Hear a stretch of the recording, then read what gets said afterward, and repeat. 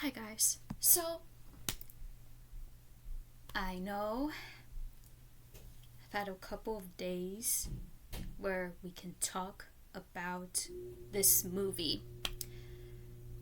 What an incredible movie, first of all, you guys. Like, literally. And I just want to discuss my thoughts and opinions about what they chose to put in this movie because some of it is different than the musical, as from what I know. Um, I'm still a new fan, so I probably will see the problems later on, but right now I don't. Except for one thing, the pacing. I just wish the movie would be longer. That's all. I mean, I love long movies. I want to sit down and stay there for 2, almost 3 hours. Good thing Avatar's coming out, so I'm gonna watch it for 3 hours. So yeah. Anyway, I have everything down, so if I look down at my phone, that's why. Anyway, the ending. What I think about that ending. So that ending was quite thought-provoking for me because I think Wicked for Good is Glinda's story. It's Glinda's story, how she deals with the pressures of putting on this fake persona of somebody who does magic but doesn't. She can't really do it because she's just not able to. She's not elphaba. And so she's she still holds on to it because it's all she's ever known. It's all she's ever known. It's all she's ever known from the people around her. She's the popular girl. That's all she ever holds on to. And so I think in the first one, when she meets elphaba, that changes. I think that changed her. It challenged her to really look inside herself and wonder what am I really doing? And even though how she executed it was bad. It was bad. I feel like Glinda was that mean popular girl in the first one. And then in the second one, it's finally she realizes it. Finally, the stakes are higher than herself. The stakes are higher than, just her own glory, I think that's what she wanted. She craved external validation, and I think in that ending, I don't think she craves that anymore, but she holds on to her reputation, her popularity, and takes responsibility for it. She finally takes responsibility of it, and I really love how they executed that, literally. And about that Grimmery at the end, my take on that. So my take on the Grimmery opening for Glinda. Some of y'all say that the Grimmery made her worthy. I don't think so, because if Glinda had magic, it would have opened for her anyway. It never really did. It never really opened for her until the end. Nah, I think elphaba sent her a message somehow, some way, because elphaba never needed the book. Okay, my girl never needed the book. She already had powers. She just didn't know how to control it. But now that she does, she doesn't the book. It's just the cherry on top, the frosting of the cake, bro. She don't need that book. I really believe that elphaba sent her a message that she is still alive. I really believe that, okay? That's my take on it. Comment down below your take on what do you think the Grimmery opening for elphaba really means. So, the transformations. The transformations of Bach and Fiyero, I thought it was well done. Really well done. And like, that Nezeros is a bitch. I'm glad she died. It's her fault that Bach is the Tin Man. It's her fault. Because Nezeros not only messed up Elphaba's mind, like she was trying to play with her, because she was trying to like play victim and be like, oh, you never did anything for me. You never could save me from my legs that don't work. I can't walk. Like, no, like, yeah, she played with her. She played with Elphaba. Like, how are you gonna have your sister come back and you're just like, you didn't do anything? Bro, you're already disappointed in your own sister just by her being alive. And then like that led to Bach becoming the Tin Man, because not only is she like playing victim, but she's like really obsessed with Bach, who was never even in love with her anyway. Like, bro, it's her fault she got both of them into that mess. It's her fault. And Fiero's transformation, which leads to No Good Deed. Oh my goodness. I thought No Good Deed was incredible. Cynthia ate. She ate that up, okay? She really did. I just wish that they could have like revealed Fiyero being the Scarecrow like sooner instead of like the end, which we will get into later. Or not. I mean, I don't know. But like they should have like revealed it a little bit sooner. Instead of like the end when she's like when Elphaba like fakes her death. And like yeah, I mean, but the transformation on that was really cool. I love how in No Good Deed, like, you not only get to see like, you see chaos everywhere in that castle. Chaos everywhere, all the flying monkeys, like, and I don't know, like, I saw a reviewer that said like, No Good Deed was not as good as Defying Gravity because like there's no close-ups.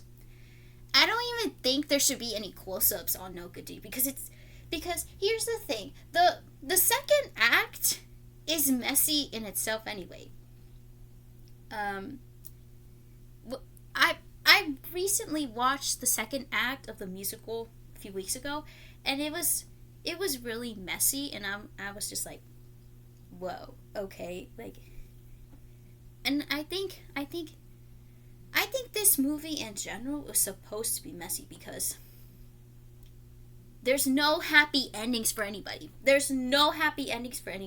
Not really. I mean, you got Elphaba and Fiyero like on their own. You can't, and Elphaba cannot reveal herself because she's the Wicked Witch, and nobody even believes her. No matter how hard she tries, no matter how many times she traces down the wizard lies, no matter how many times she does that, nothing could be done. Nothing could get them to believe in her. Nothing.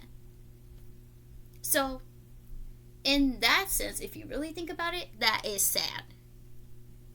And then with Glinda, the more I think about the ending with Glinda, like, it's bittersweet. See? Because she doesn't have anybody left. Not really. She thinks Elphaba is dead, and Fiyero is dead. Nezeros is definitely dead. And Bach is just the Tin Man. She's not going to be able to recognize him. Unless we have a scene, but, that's far off into the future. Or never. But Glinda's on her own. She's literally ruling Oz. By herself. By herself. That's bittersweet to me. Nobody gets a happy ending in this movie. Nobody. And I really love that because, like, I don't know. I'm maybe it is me being such a thought-provoking person, but it's very rare for movies to hit that hard, Like, nobody wins in the end, but they go their own ways. So in a way, that's like your own happy ending. And I think that's life too. But I digress. I mean, that's a larger conversation for maybe another day. What else?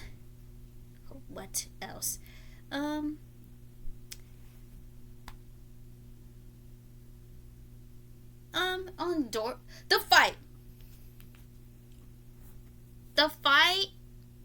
The fight was really petty, really childish, in my opinion. I mean, yeah. The musical itself portrays it that way, but it's just like the thing I never liked about Fiyero is that he played with both Glinda and elphaba. Because here's the thing: in the first movie, when Fiyero meets elphaba, he already is taking interest in her. He already is. And then Glinda slides in there, tries to take him, and then boom, he does so. But he still is interested in elphaba. Like, he still is interested in elphaba. But then he stays with Glinda cause what? Cause she's the popular girl and all that? Like, no, bro. Like, he played with her for 5 years. I hear that the time jump between Wicked, Act 1 and 2 is 5 years. So he played with her for 5 years. He played with elphaba and Glinda for 5 years. And then, Fiyero realizes it now and then, just goes to elphaba. And then it leads to the fight, which is like, that's the only thing I never liked about Fiyero. The only thing. And the only thing I never liked about the fight. Yeah. Made me sad. And it was kind of cheesy. But it's okay. I mean, it's okay. I don't really mind it. The fight was funny, but it's just really sad. It's Fiero's fault that the fight did happen. Fiero's fault. And, the house. The house. Madame Morrible is a bitch. She's to blame for Wizard of Oz. The whole Wizard of Oz movie, she's to blame for that too. I don't know. Oh my goodness. I'm so happy that Glinda literally just gets the flying monkeys to fly her to the cages. I'm so happy. It gave me so much satisfaction. I'm like, yes, Glinda, get that bitch out. I don't like Madame Morrible or the wizard. Oh, the animals! I feel so sad for the animals. I felt so sad for the animals. I was cheering for elphaba the whole time. I'm like, girl, just kill the wizard. Just kill him. Just kill him. But yeah, I mean,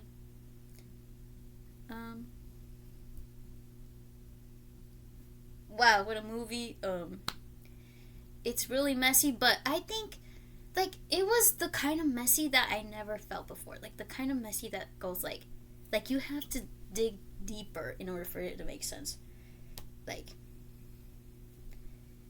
the way it's interwoven, both Wicked and Wizard of Oz, it's really confusing. But the more I dig in, the more I really love it. You know, it's quite rare to see that these days. So, yeah, I mean, leave me down your thoughts below in the comments. This is my first spoiler review or a discussion. I'll call it a spoiler discussion. But yeah, I mean, what do you guys think? Wow, it's just what a movie. I mean, I it did hold on. The girl in the bubble, and I don't even remember There's No Place Like Home. I liked the girl in the bubble better. I did. I really did. But yeah, everything else was great. The VFX were really great for the Cowardly Lion, the Tin Man, and the Scarecrow. Well, I don't think they used the VFX on the Scarecrow, so oops.